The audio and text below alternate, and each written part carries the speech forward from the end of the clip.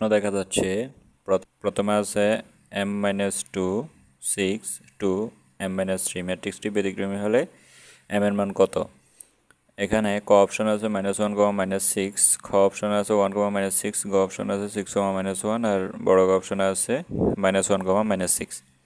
যদি এটি আমরা স্বাভাবিকভাবে সমাধান করতে চাই তাহলে পাবো এরকম যে মুখ্যকর্ণ গুণফল বিয়োগ গৌণকর্ণের বিয়োগ করে বিয়োগফল গুণ করলে আমরা পাই m-2 × m-3 -12 = 0।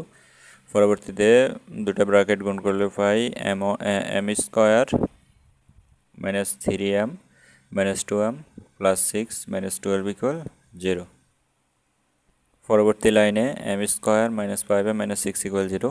এরপরে মিডল টার্ম ফ্যাক্টর করলে পাই m² -6m + m -6 = কমন নেওয়ার পরে পাই m-6 আর +1 কমন নেওয়ার পরে পাই m-6 = 0। সবশেষে আমরা এখান থেকে m এর মান যে দুটি পাই তা হচ্ছে 6, -1। সুতরাং উত্তর হচ্ছে ছোট গ। এখন এটা এমসিকিউর ক্ষেত্রে বা পরীক্ষার হলে এইভাবে করতে কিন্তু অনেক টাইম লাগে।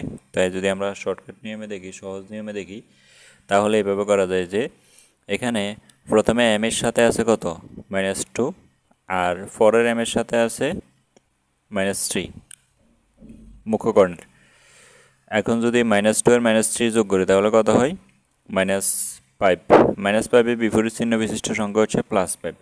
এখন আমরা অপশন টেস্ট করলে দেখব যে কোন দুইটা অপশন যোগ করলে আসলে +5 হয়।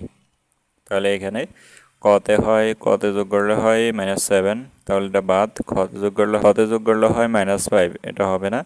আর ঘতে যোগ করলে হয় 5, তাহলে এটা হবে। আর বড় গতে যোগ করলে -7 হয়, তাহলে এটাও হবে না।